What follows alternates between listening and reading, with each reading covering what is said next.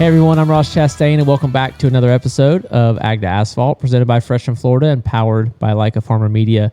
Remember, full-length episodes can be found on the Like a Farmer YouTube page and under the Like a Farmer podcast, wherever you listen to your audio podcasts. Today, we've got another good show for you. We're going to look back at the off week, one of the few off weeks we have in NASCAR, as well as our trip out to corn country in Iowa Speedway. We had a doubleheader there for me driving. ARCA cars were there, as well as USAC midgets. So, Producer Ben, you were at track. What do you think of Iowa this year? Hot. The corn sweat was sweaty. Yeah. It was. I remember last year being as hot, but I felt like it maybe rained a little bit, so there was like some cloud cover, but this year there was none. It was just like straight sky. But I like going to Iowa, despite what some people say about it. I love it. It feels like home to me. Yeah. Inland Florida, I mean, we don't have that much corn, but we've just got, there's open land, and you get that in Iowa a lot. Yeah. So, I went in Thursday, did some Fan Fest stuff with the track downtown, because the racetrack is outside of the city, a good 30 miles, I guess, or a little more from actual downtown. So trying to like reach people in the city, you have to go to them. So the racetrack took, there was like a truck, a rally car, and cup car, like show cars there. One of the local Chevy dealers had a truck and a Corvette, a couple vehicles out there. Iowa Corn had their trailer, which then I saw at the racetrack. So they were passing out sweet corn. I think Hy-Vee passed out almost 400 ears of sweet corn down there, just a little fan fest thing. So that was cool. I shucked corn competitively. Really? You ever done that? Yeah. Not competitively, but. Well, I've shucked corn to eat it, but not on stage. One hand behind your back with a partner. I can say I was the weak link. Really? Yeah. Yeah. It was almost as weak as you wearing those sneakers on this show. Yeah. I forgot to put the boots on. I just looked down and saw. I'm going to call them out. I don't think our feet end up on camera too much if I keep them close. Okay. Tucked in. Tucked in. Got a new pair of lace-ups I'm rocking. Oh, those look good. Yeah, they are. I like them. They're my new favorite. I don't remember which ones they are, but the name of the model. The model. I was like, it's a model. Mm-hmm. But I'm not been a lace-up guy. My dad was never wore lace-ups. I never wore lace-ups. I remember the Singletaries growing up, like best friend Cody, he always wore lace-ups, and I'd be sitting there waiting on him like, come on. Like, I just slipped mine on, and he's got to lace his up. Well, they do sit a little bit lower, too, so they're not. Yeah. I get a lot of calf rubbing on tall boots these days. I don't know. I got some bow in my legs or something. I don't know what's going on. But lace-up guy now. Congrats. I lost the corn shucking competition. Back to that though. Like I want to get surprised. On record that I competed in 3 things this weekend in Iowa. I lost all 3, and I started with a loss Thursday night to a very competitive couple who had done it last year, and they had a system and they swapped their one hand. That's not fair. I agree. Like you shouldn't be able to do that. Yeah, over and over. I would do one of those if it was corn eating contest, we definitely make a GIF out of that. Yeah, if you did that, a nice sticker. Our sticker collection is growing, if you haven't noticed. It's growing, and Jordan didn't know what that was. Really? He sent that one the other day, and she didn't understand how you make it, so I showed her all about the Apple stickers. I think you have a couple of me, but they're really small. Yeah, I don't know how you make it bigger. I think it depends if you like crop in the image and stuff, but there's a way you can put them on text and they'll be either really small or really big, and there's like you have to hit like an extra button. And sometimes yours are in the middle of the text. Mine are always over on the corner. I don't know how you're sliding them around. Well, so you go to a different menu and then you like drag your finger across and you put it wherever on the text. It doesn't even have to be on a bubble. It can be just by itself. I think that right now on the screen that this should all be displayed in the center while people watch this week. A tutorial of how to really get in on the sticker for iMessages. We should get some stickers for the show. There'd be some good ones. Yeah. Like basically the set here when you walked in, what you saw. We had some minor flooding last week in here, so We fixed the heat problem that we had. We we're put not the sweating. AC in, Yep. but now we can't keep water out. Yep. So, and it's currently thunderstorming as we're recording. So I'm there's a waiting on chance- water to Yeah. come in like in the Titanic movie. Just start coming in So under the if door. our carpet just picks up and floats away, you'll know why. It's not special effects. It's not or anything. Aladdin. No, it's not. So yeah, that was how I started off my week out there. Went out there Thursday, then Friday had a appearance. You did Where'd I go? Bush appearance? Yeah, at a Hy-Vee. Yeah. I Yeah. love Hy-Vee, by Yeah, the me way. too. It's, This one was renovated pretty recently. Oh, they're so nice. Beautiful inside. Did it have the like not restaurants, but the kind of the Yep. some of them have like the Chinese food place in there. I can't remember what it's called, but it's like they're the best. They had hot food Hot food, available. okay. Yep. I don't know. I don't Yeah. remember what it was called either, but they had a 10 pallet Bush Light or 10 pallet AB display. So they took 10 pallets of AB products, Bush Light mainly, Bush Light Lime. They had NAs. They had other products as well. And they built this incredible backdrop that, I mean, we were all in love with. And they were selling Bush Light, the farmer cans. Nice. Cheap. Really? Yeah. If you bought 2 cases, 2 24 packs, I mean, I forget what the price was, but it was advantageous Yeah. to pick them up. Yeah. People were coming over there just that were already camping that then drove over to the Hy-Vee in Newton, and they were grabbing 2 more because of the price. You're there. Yeah. A lot of lime as well on hand. Are you serious? Yeah. I had my sister and her boyfriend came down. They watched the show, so hi if you're listening. Got to shout them out. I asked them to bring me some lime, and they said they couldn't find any on the way down. So I guess I just had to go to the Hy-Vee there. That's the wrong person. Yeah. That's frustrating. It's Yeah. okay. But yeah, good crowd. So cool to continue to see people, a lot of new faces, but Good. familiar ones as well that come out and say hey. So that's great. Had some Melon One watermelons in store. Good. New in our second year of working with Hy-Vee. So that's just really cool to connect the dots from racing back to family business. And watermelons that Chad is over in Indiana, and then Renee is down in Kentucky harvesting the Cecil's watermelons and the Horrells up in Indiana. So we got 2 farms out west, from us here in North Carolina to get over to Iowa without shipping them halfway across the country. So got some Indiana and Kentucky watermelons headed over to Iowa. So that was cool to see in store, right? You see the end product there available for race fans or locals right there to buy. So kind of had to make a trip. Dowling was with me, Jeff Dowling. Nice.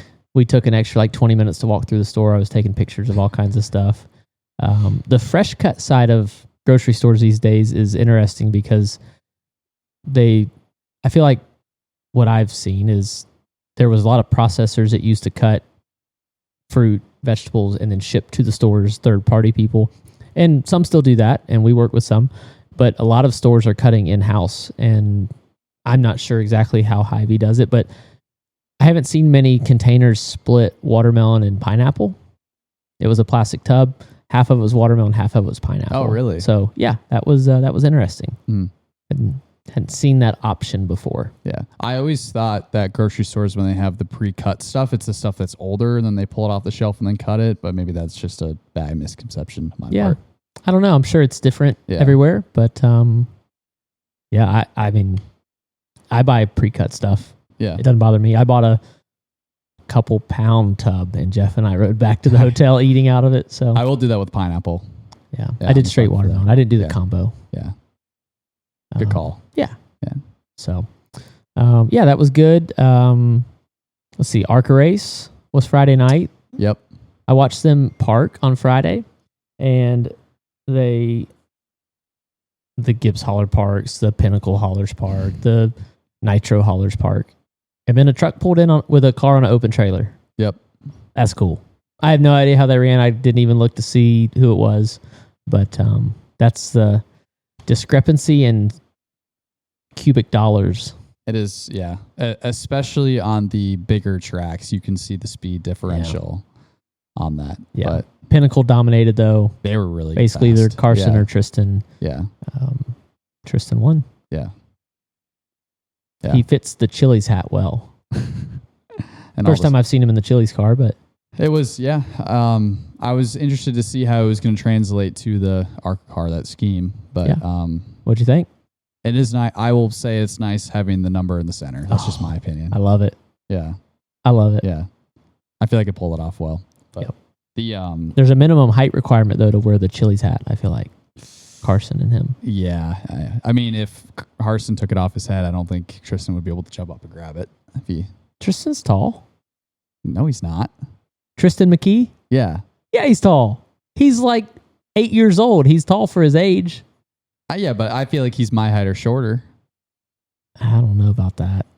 I mean, you're probably running more than I am, but we'll see this weekend in Richmond. Yeah. He's in the truck, making his truck debut. Yep.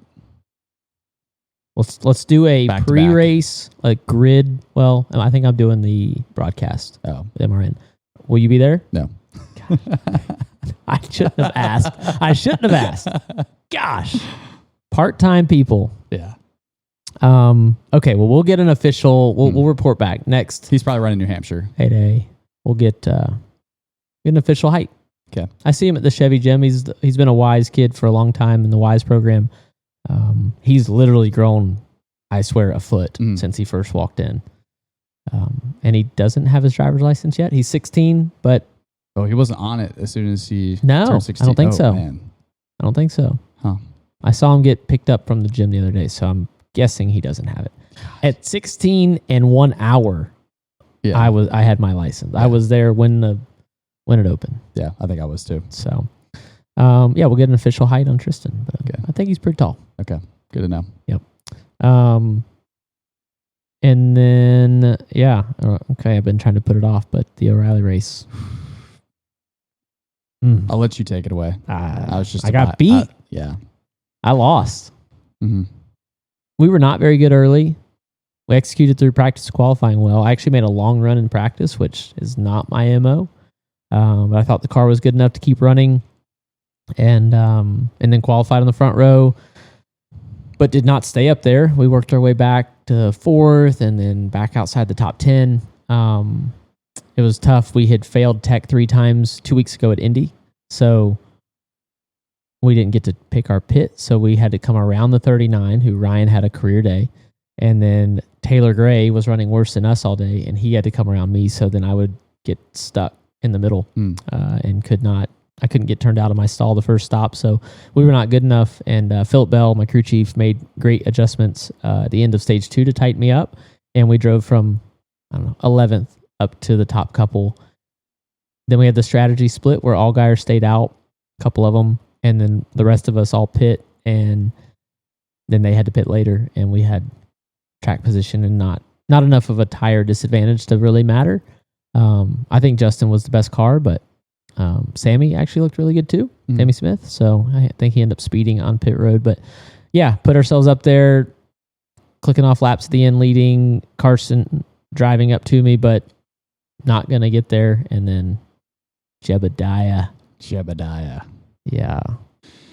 Spun out. I haven't watched the replay, but I haven't watched any of it back. I'm salty still. Yeah. I pouted Saturday night and Sunday morning. I mean, just in contention, had control, and I just got beat.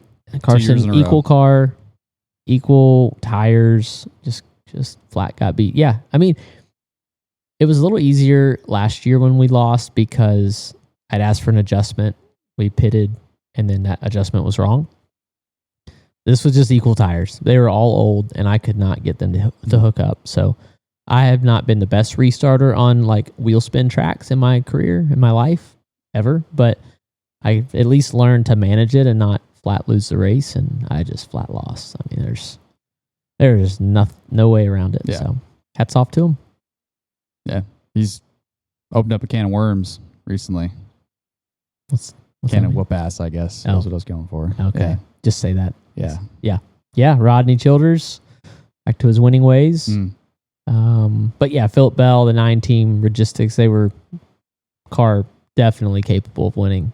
So that's I don't know. I pouted Saturday night. Got up Sunday, still upset walking back in the track, and once we kind of got going through all the activations, through all the appearances, it was a little easier to. It went out of my mind, I guess. I put it bluntly, because I was focused on seeing all the people out there, and then went to work Sunday. Better Sunday. Even though the results, someone brought this up, they're like, oh, 4th and 7th, that's a great weekend. I'm like, well, the expectations. Yeah. On Saturday, like, that's terrible. On Sunday, 4th to 7th, I was pumped because the expectations are how we've been running have not been good enough. So you guys had a really complete weekend, I feel like, though, on the one team. We took off in practice on Saturday because all the on track was Saturday, so except for the cup race. So I made a few laps, and I can see lap times on the dash, but I just, for some reason, glanced over at the pylon, and I don't normally do that. I see other guys like Carson. I say Carson a lot, but we've been talking about Quapple on Saturday, but Hocevar I swear he's going to break his neck looking over the pylon. He is always looking over there, and always has been since he got to NASCAR in the trucks. And I looked over, which I don't normally do, and we were like, I don't know, 8th or something. And I was like, okay, I know how it feels. I know what the quick lap time, that's going together. I feel like we can make it better, but at least it's fast. And yeah, I couldn't believe the qualifying lap stuck. Yeah. Connor went out first. Yeah. The first guy to go out in qualifying. Yeah, he was really impressive. Never hang on good. Yeah. And we actually had pretty different, relatively different setups. The 88 and 97 were similar, and we were a little bit different. I mean, we kind of were in the same wheelhouse, but we were different enough to call it different. And then Connor and I were like pretty identical all weekend. So that was cool. We were both pumped. Yeah. It was, I immediately after qualifying was not happy. And then the more cars that went, we were fat, like they didn't beat us, and we end up 9th. So that's, those are the weekends, the Saturdays we need, and stepping into Sunday, it was a complete one. Yeah. Did really much happen in the Cup race? SVG spun out. Yeah, that was right in front of me. There was a couple of cautions. I went over to 3 and 4 and happened. It always I go out and shoot, and there's always like 3 cautions that butt up to each other.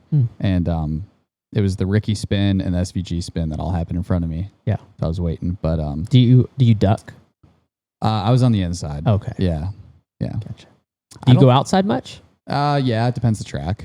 Yeah. Like the Atlanta, I went out and for the first time, and I was not a fan. I don't think I would sketchy. go outside at Echo Park. Yeah.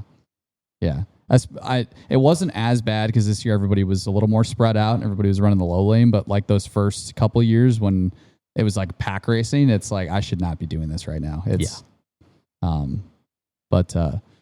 I would say some people thought it was a little on the boring side. I thought it was okay. I felt like the track was fairly racy. Yeah. Ty drove through the field. Yeah. Eventual winner. He had an issue. On Saturday, he was behind us, and we thought he was the best car, him in the 12. And then sure enough, it was. Because I was kind of like, I said after practice, I was like, I don't feel as good as the cars around me. And they pulled it up. They're like, the 54 was the one I was watching behind me. And I'm like, I feel like he was better. And they're like, we believe he's like one of the best cars. Yeah. So yeah, it showed. I kind of thought it was going to be Blaney because I think they ended up pitting the first. They pitted first on the last pit cycle. Yep. Phil and I were talking, and we thought that was like the winning move. Yep. But I don't remember what happened. I don't know if he lost too much time. Yeah, he took 4, and he was on 2 before that. Okay. Because they had done 4 earlier, gotten off sequence with all of us, which is so tough because it's the right call if some people do it with you, but they were an outlier. There weren't many that did their 4-tire call earlier. We all did 2, and then later they had to do 4. Yeah. And we did it back and forth. So the 20 was incredible through the center of the corner. Like his min speed was so late. I swear I had a great entry one time, and he drove to my back bumper in the middle, like to the exit. Like when I picked up throttle and checked again, he had been car lengths back down the back stretch. And then when I picked the gas up off of 4 and like did a check, he was pushing me off of 4. I could not believe that the closing, like the higher min speed and how late he could place it was impressive. And I think he was the best car at the end, but 54 had position on him, even with 2 tires. The lefts weren't wearing out enough to matter. So Ty did everything right. Yeah. A couple key air blocks. Sealed the deal. Yeah, I did. Sealed the deal. What'd you think of Ty? Did you see the stuff about him and being short with the media? Isn't he always kind of that way though? I think so. And somebody pulled up a list of everybody's post-race media availability, and I think actually Shane had one that was like about the same, if not shorter, and that was Sonoma. But yeah, I think there's some people that think he doesn't give them enough time. I stay out of it. I don't really pay attention to what he does, but Did they have mine on there? it was winners of this year. Oh, okay. Yeah. Okay. Well, if you just did current winners of ever, I just feel like we would win the long breath award. Did you do, I think the longest one was Reddick after the 500. Did you hit 40 minutes, you think, at any point? I think 40. I don't know. Maybe the 600 last year. Time doesn't Yeah. like pass normally after Cup wins. Yeah. Time goes, I don't know. Halfway feels faster and halfway, like half of it feels slower. Yeah. Yeah. What do you think about that? Oh, it's Ty. Like, Yeah. it's him. He's being him. So you want everybody, like, we want different personalities. I feel like that's what fans want us to be us.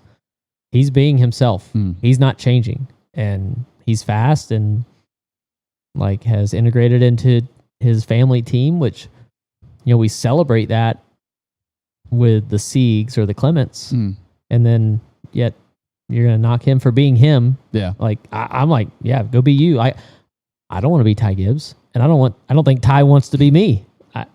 Right? Yeah. Like, we're our own person. So if we were all the same, that'd be boring. I'm like, yeah, go say whatever you want to say.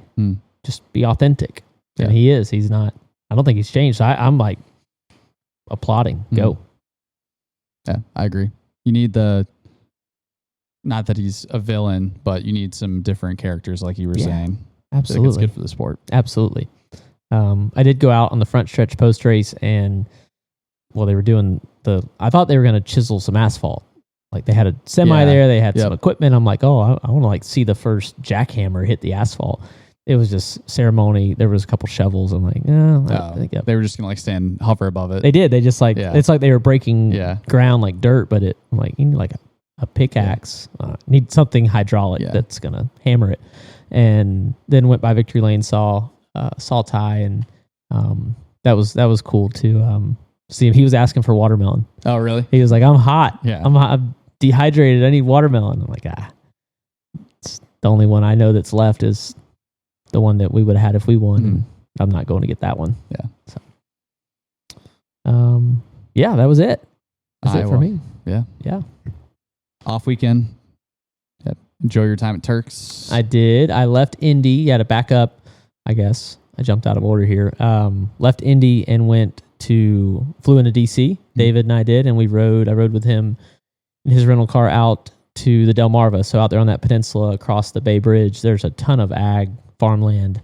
It's wild. Like DC, all of our nation's capital, and those Baltimore, Washington, Reagan, all those airports. And then you have to navigate out on the interstates, and then you cross the bridge, and it's like a gas station here, a gas station a couple miles down, house on the right, another house on the left. It changes in big farm, just farmland. So went down and saw where the Melon One group was starting their Delaware and Maryland harvest. We got several families that we work with up there that my uncle's been going up there and working with them for decades. So it was good to spend Monday and Tuesday kind of there to ingrain and get up to speed on everything that was happening with all of them. It was State Fair Week in Delaware, which is a big deal.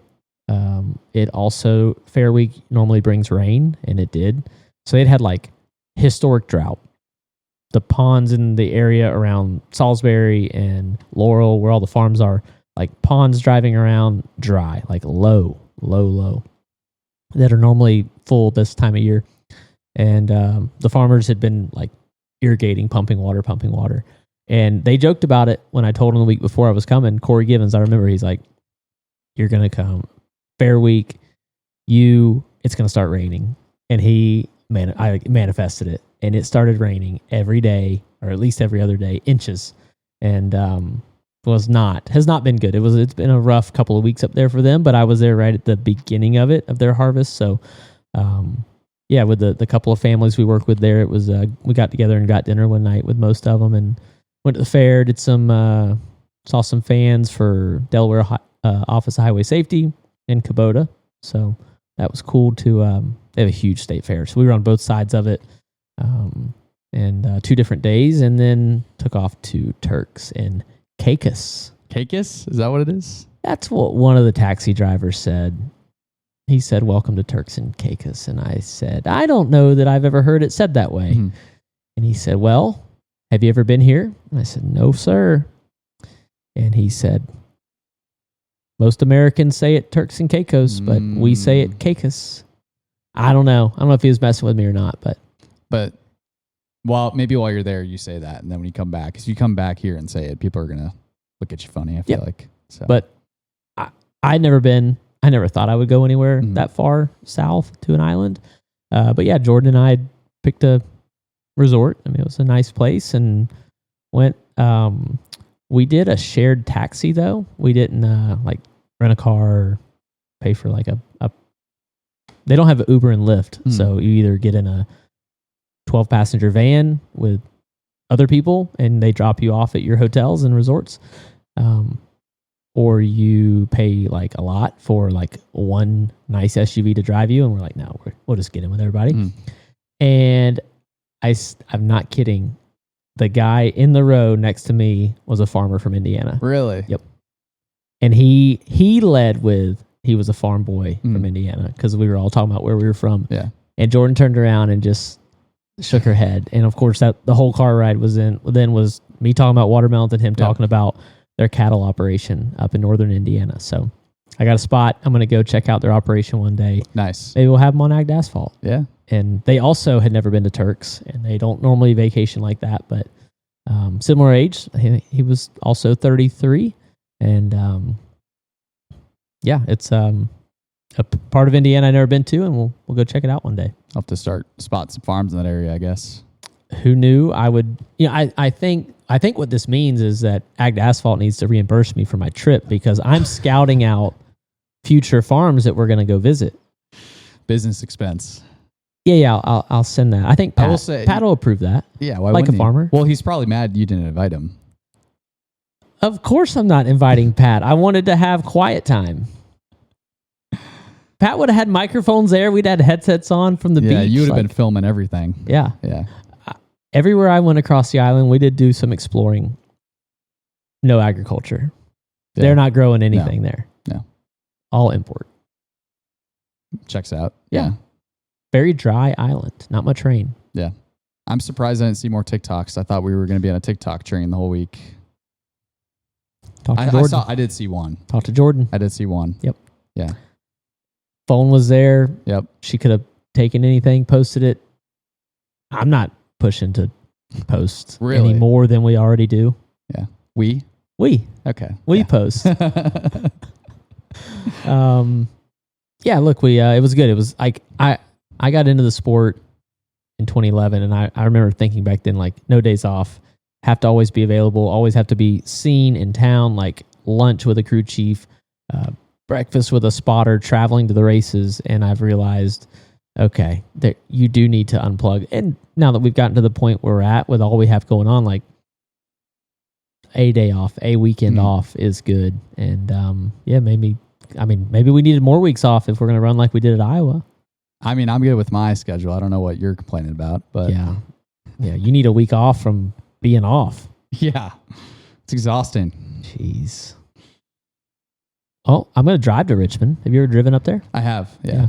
I used to drive up just to watch, even when I wasn't racing, but living up here in North Carolina. So yeah, going to go over to Raleigh, hit some of our farms over there, just south of Raleigh, and then rush hour karting Thursday night. Yeah. I went blank on the Gardner. There's a D in there, maybe? No, I don't. I think it's Gardner. Spell it. Garner. Maybe. Yeah. I have the graphic ready. Do you? Yeah. When are we posting? Well, we have to film one after this. We have to film a cell phone video, and then the graphics go in at the morning of. Okay. On Thursday. But people might be hearing this on Thursday. Oh. It's too late. Yeah. Gardner. Garner. NER. No D. Yep. No D. Okay. Yeah. It looks nice. I saw the pictures online. I think it's like the double decker, like it is swanky ones. Saw that. Not the other ones that's maybe close to where we're at right now. Yeah. The outdoor one here, Trackhouse Motorplex is that's the standard. Best, yeah. The indoor ones are, if it's 15 degrees outside, then that's a good place to go. Mm-hmm. My dad does not do well with like riding in the back seat on windy roads. Mm-hmm. He also doesn't do well in go-karts. We've taken Ralph to the indoor Victory Lane. Yeah. Karting. Yeah. He made a couple laps, got out, helmet off quickly, took his boots off, like his feet were, he's like getting all nauseous. Ralph does not do well in karts.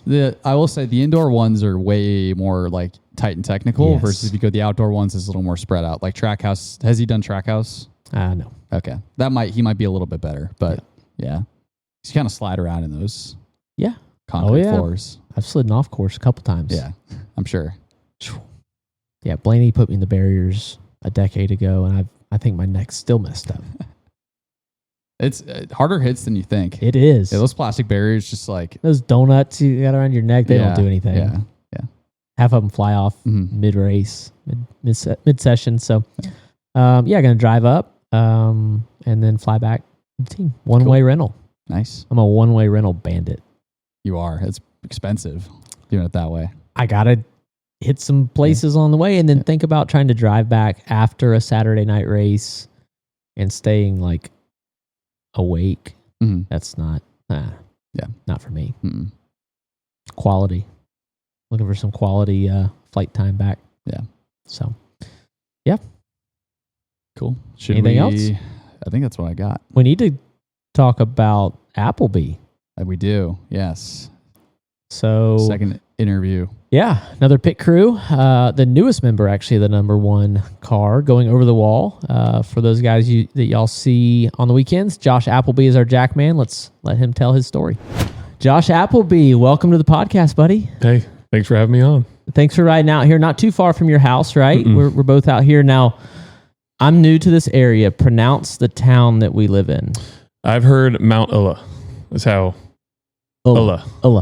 Yeah, I definitely have said Ulla. Yeah, because I said Ulla when I first moved here, and I've been told by a couple locals. But I think we'll need to check with some people on that. Have you met a real, like, born and raised in Mount Ulla? I have. In fact, actually, one of my former teammates, his wife is from here, and her family, I think probably multiple generations. So, yeah. It's quiet out here. Yeah, it is. Yeah, we love it. Why I love this. We converted this old milk and parlor barn. It was a paint booth, I think, at one time. I know it was. And then now it's a podcast studio. Okay. Yeah, I just heard that from your buddy out there. Yeah. They painted some cars in here. They definitely have in the past. So, now we do this every other week. Okay. Want to tell your story. Want people to know the guy behind the helmet. They see us on the pit stops, right? We come down pit road. We're in the top, say 3 or 4, right? TV goes to 4 boxes. They, people at home are watching. They see you running around. They see the jack flying through the air, car going up, car going down. But we want to let people meet the person behind it. So you're the Jackman on the number 1 car. That's right. Yep. You came over to join the 1 car for the playoffs last year. Mm-hmm. But let's back up. So we'll get to all that. Talk to me about where'd you grow up? Okay. How did you get like the whole thing from like growing up to getting to NASCAR? I just want to kind of let people know. So grew up in Alabama, played a lot of soccer, and then kind of transitioned into football, actually, which led to me going to the University of Louisville, Kentucky. Once I got there, I met my wife my senior year. We got married, and then her family's from Charlotte. So she said, hey, I want to be by my family when we're done. So we headed this way. And they were actually up in Cornelius, so north of Charlotte. So I was working at a job that I just wasn't really enjoying, and was kind of putting some feelers out there at a gym that I was working out at. What was that job? So I was in IT sales, basically. and it's just wasn't for me at the time, honestly. Just got done playing college sports and just kind of needed something still kind of keep the energy pumping, maybe the adrenaline. Wasn't necessarily thinking that way, at the time, but obviously I found it. So, after I was like, hey, I've got to look around. Met some guys at a gym. In fact, a couple of them were at Stewart Haas at the time, and then went over there, kind of met the coaches and things. And then I was at a get together with a family member, and I met one of the pit coaches over at Chip Ganassi at the time. And I was like, man, this is interesting. I'm kind of meeting a lot of different people in the industry. And at the time, it was like, this is pretty cool opportunity. So I showed up for a practice at Chip Ganassi Racing at the time, and I watched it, and I decided, if I can do this for a living, I'm in. So I put my 2 weeks in, showed up, and just got to work. Yeah. Were you the same physical size you are now? Yeah, roughly the same. Roughly? Yeah. Coming out of college, have you been like the same? Yeah.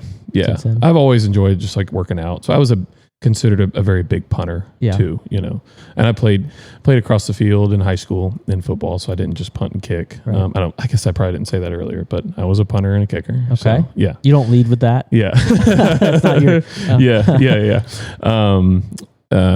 But yeah, I was about the same size, and again, watching it, I was like, this is pretty neat. It really, like, I'm kind of more of a car guy than I am a sports guy, to be honest. Like, okay, it's a sport, right? Yeah. But ball and stick kind of sports, right?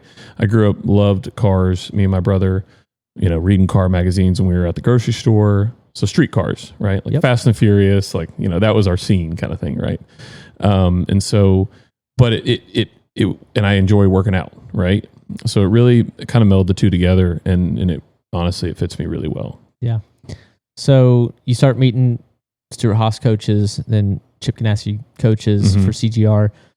Your first job is at CGR? It was. And So I kind of had an opportunity at both, right? Like, they both said, hey, you can come here. You don't really have a job initially, and that's the way I kind of did at Stewart Haas, but at Ganassi, it was basically like, hey, show up and just kind of show us what you can do. And for whatever, at the time, I just really enjoyed the coaching, the culture that was going on at CGR. So I said, I'm going to do this, right? Very quickly, they were able to kind of get me, doing pit support on Sundays, getting on truck. At the time, I guess it was Xfinity. I don't know. It's changed, D-Mount. Anyways, doing those deals. And then, so anyways, started from there. I was actually moving furniture as well on the side to kind of make ends meet while I was training as well. So for actually a former Jackman in the industry, TJ Ford, he owned a furniture moving business. So I moved furniture for him for about 6 months to kind of make it work. Are you thankful he let you move furniture for him? Oh, yeah. He was paying you, but yeah. I mean, think about that for you and Ken, that's Yep. Yeah. So did Ken say something about that? So me and Ken worked together at the time. Yeah. And he was like, man, I'm interested in getting involved in that. I was like, well, come show up, man. Does this pay a little better than furniture? A little bit better. It does. Yes. That's good. Good. Yeah. Okay. So what year did you make it to Cup? What year are you signing with or showing up at Ganassi? You're showing up in Concord. You're working out. Yep. So that was 2016 for that. 2017, about halfway through the season, I went on to a Cup car. Oh man, it's the 83. What's the team name? BK. Yes, right. 83. Yeah. Yep. Yeah. So I wasn't on that very long. Tour for finish out. Yeah, 2017, and then into 2018 is when I got put on the one car with Jamie McMurray. So that was my first kind of front running Cup deal. So. Were you nervous? I think I was a little bit, but not. Honestly, maybe not as much as I was probably when I first did my first punt in college football. Right? If you want to compare it to that, no. I feel like that the first time it's your time to punt, and the first time you're jumping over the wall to peg the car for the first time. Yep. They were not comparable. And I think there's a multitude of things that plays into that. One, I think I was a lot more mature. I think I'd matured a lot, right? I think I had a really good support system around me, honestly, of guys that really taught me. And I think I started putting a little bit different level of focus into to my craft, right? I was being paid for it at that point. But I learned some things through college. I matured a lot from my freshman to my senior year to rolling into this, right? And a lot of that was performance things that I had to learn, right? So I actually came in as a starter and lost my job my freshman year. And so I had to earn it back, right? 2 years later. And I learned a lot through that. I would say the moment was too big for me at that point, right? Like I looked at, correct. Yeah. Like I looked around, man, look at these, there's 60,000 people here, right? Looking at me, you're thinking about all these external factors that really don't play into the success of what I'm actually doing, right? I'm sure you've obviously had to deal with this to your career, figure out how to basically you hone in on the only things that matter. And I wouldn't say that I figured that out immediately when I jumped over the wall in 2018, but I would say I was on the path to doing better at figuring that out, right? So 2018, so you get McMurray, then Kurt Busch. Mm-hmm. You're on with Kurt until he leaves, or did you? Yes. So I was on that car from the start to the finish when he left. Yep. Yep. You're not. So yes, that was 2021. Mm-hmm. Yeah, 21. Yeah. I filled in actually for Kyle for a little bit because Shane actually had a pretty bad bicep injury. So I did fill in and work maybe 6 months or so for him as well. But then we transitioned to Trackhouse. Mm-hmm. You're on the 99. Yep. Because the 1 becomes the 99, like the 99. Correct. And the 42 becomes the 1. Yes. Correct. Until late last year. Yep. What's that like? So Shane's retiring. Yep. I mean, from your point of view, right? So you've been on the side of freshman punter.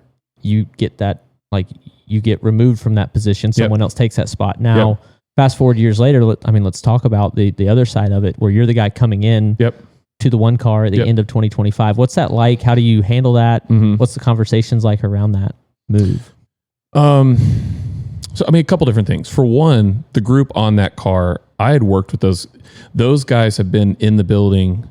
Roberts has been in the building a little bit longer than me, and then Ken and Matt and Brooke are all easily 8 years, right? So we've all worked in the same building. So from the standpoint of just jumping in with that group, it was super easy, right? Because I know them all. Yep. So that was super easy. Stepping in for Shane, if you're saying that, I mean, I think it was pretty smooth. I have a ton of respect for him, right? He's the one that's basically taught me everything I know about jacking a race car, right? And so it's a very, I don't like to see that occur necessarily, right? But at the same time, it was as easy as it could be between two people because of the mutual respect that we have for each other. Yeah. Is that best way to probably sum it up? And right? I think that Shane has the respect of the entire building. Correct. Because, well, I met him in 2012, Bobby Daughters. And then he asked me for years when I was coming to drive at Chips. And I was always like, buddy, I'm never going to get there. Yeah. And I finally got there. Yep. And then we go and we get to win our races together. As he was stepping out, making his decision to retire, it was one of the most impressive things. I knew him as a person, I knew him as a friend, and then I got to be like a coworker with him, where he's right. I'm driving the car, he's the Jackman. Yep. And whenever he came to me and said, like, here's what I want to do, here's what we are going to do, as he's stepping into his coaching role, and that's been ramping up. Yep.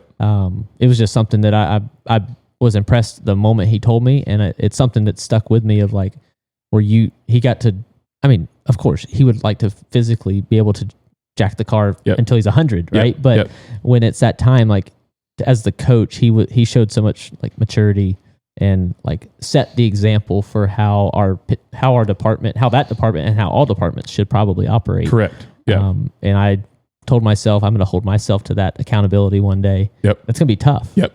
To make that decision. So, I just look. It's part of the conversations that people don't normally have, but I wanted to ask you. So incredibly selfless on his part, right? So for anybody that doesn't know, Shane was, a Cup Jackman at one of the best at a high level for, I don't know, I'm going to say at least 12, 15 years. Mm-hmm. Let's just roughly in that range. And so he knew it was kind of his last year. We were going into the playoffs, and he was like, hey, this can make the car better, and I'm going to step back and do that. Right. And so, incredibly selfless by him. All right, let's get away from the track. Tell me about your family. You're raising a family. Yep. You brought them over here today. They're hanging out outside. Yep. Talk Talk to me about them. Yeah. So I've got, well, obviously my wife, Leslie, who I met in college. We have three kids. We have Walker, who is 7. Bo is 4, and then Scarlett is 1. So it's a busy household, but it's really fun. Is Mount Ola like where you grew up? Does it feel like home? Similar. Yeah, similar. A lot of farmland around us, which is how it was where I grew up. It's changed a lot where I grew up, but yes, very, very similar, smaller community. So that's one thing we really like about it. Yep. Yeah. Okay. I do have a couple questions for you. Okay.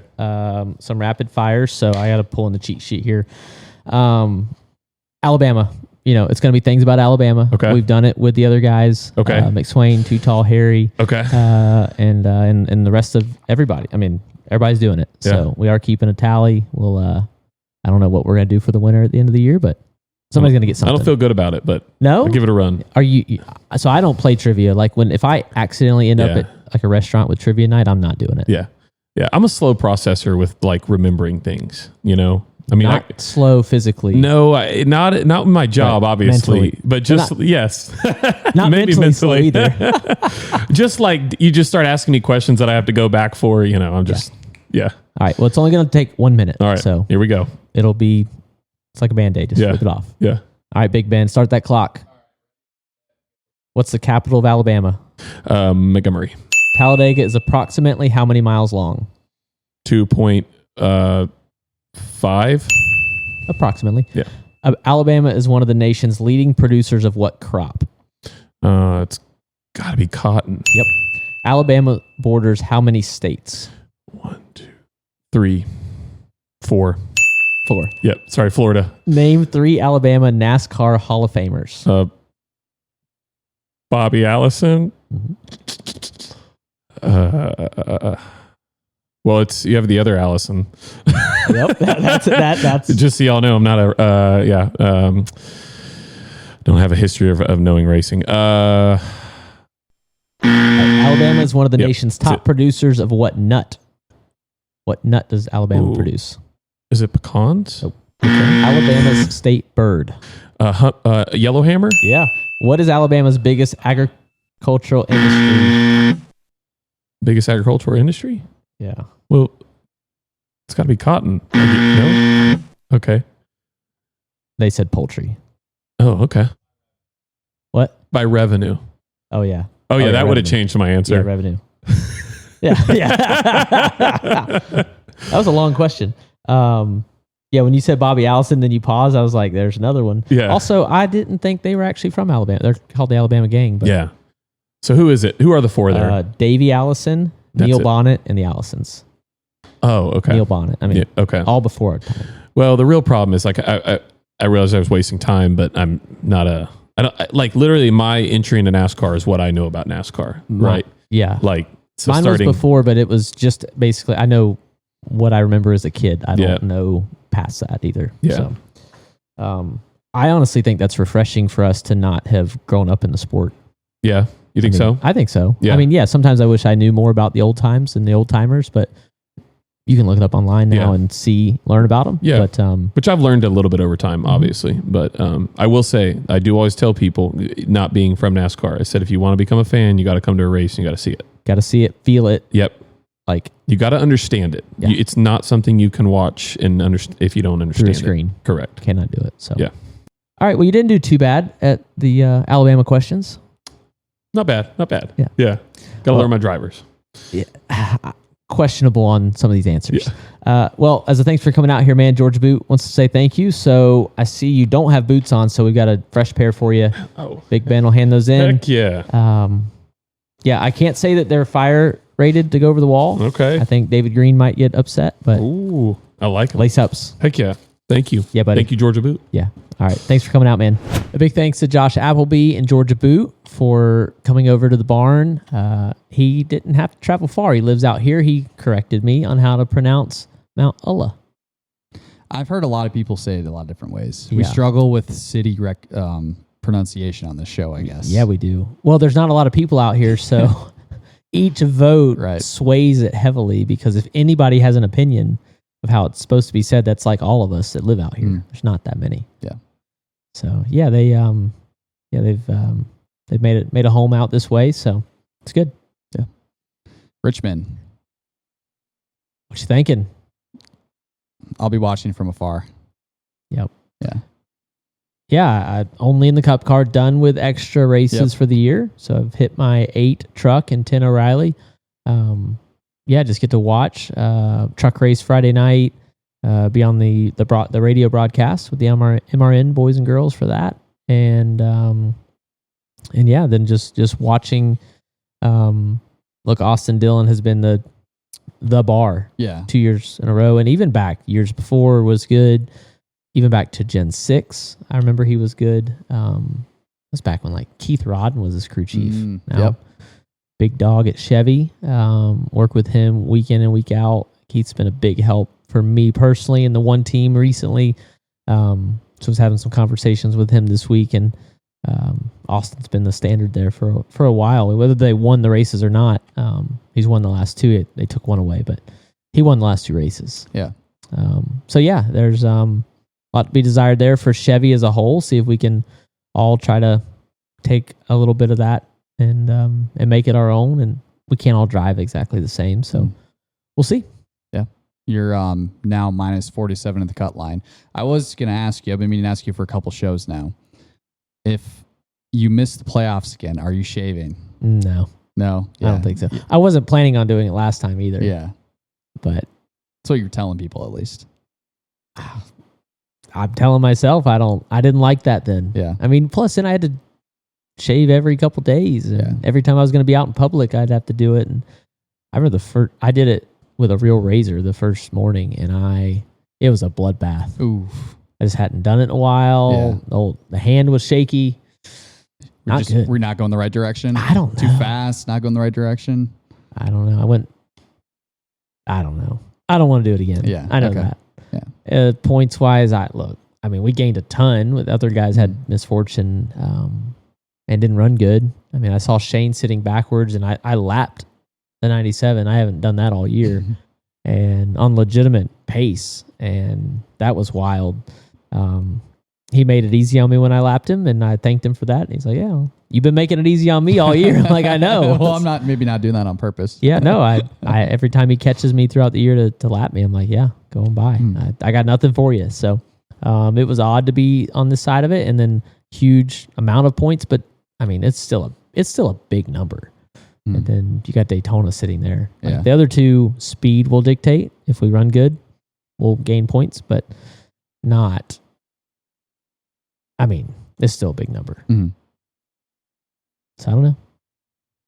See if we can go fast again. It's that easy. It really is. Yeah. I mean, this sport rewards speed. Makes everything go round. So, I like the amount of on throttle time at 100% is so low, especially now we're going up in power. My right foot, when I get done, will be, it's like, it's sore from not doing anything because like you have to move it so slow to to accelerate off the corners. My right foot is just, you're just gonna be stuck like it's this just, on the ride back. I'm holding back because I want to floor it. Yeah. Got to do like some calf stretches maybe. I'll wait till you're kneeled down to get the picture of me climbing in the car, and then I'll do it. Because I'm going to be there. That's right. Dang it. I forgot. I was thinking about Iowa when you you went had a nice 5. Yeah, we had everybody. I turned around and I was like, oh. Nice group. Because we kind of have to fight because depending on Pharaoh sometimes comes in at the last minute to take off the windshield I swear cover. they do it on purpose. Oh, they do. Yeah. I swear they walk right in. TV like, camera comes up. Here comes somebody in the window. I feel like he's been getting better with me. Like he'll step to the side if I'm there. But yeah, there's definitely times where he's just one at a time. And then as soon as you get in, he pulls it and walks away. Yep. Like, of course. Yep. But I'm like, hey, I'm not gonna bug him. It's okay. I would not poke that guy. No. He's an animal. He doesn't scare me, but I felt like he scares me. He said what's up to me in the holler, and I'm like, okay, we're good. He likes me. Like that was big. He scares me in the most respectful way someone 100%. Can scare me. Yeah. It's out of respect that I... Yeah. It's like you're talking about the car or you're talking not at all. I feel like he's strictly business. Yeah. He's a hard worker. He's worked through from dirt tracks to here. And I feel like that's what you need for a car chief, though. The best. Yeah. Yep. Couldn't do it without him. So yeah, he's going to be on here one day. Yeah, I have his questions sitting on the toolbox for like 4 months now. 3 kids at home and a race car that takes all of his attention. One day we'll get him. Yeah. So, all right, that's it for me. Cool. Yeah, that's all I got. Okay, and no water in the door. We haven't floated away. Nope. For now. All right. Cool. Let's wrap it up. Thanks, everybody, for tuning in to another episode of Act Asphalt, presented by Fresh from Florida and powered by Like a Farmer Media. Remember, full-length episodes can be found on the Like a Farmer YouTube page and under the Like a Farmer podcast, wherever you listen to your audio podcasts. See you in the next episode.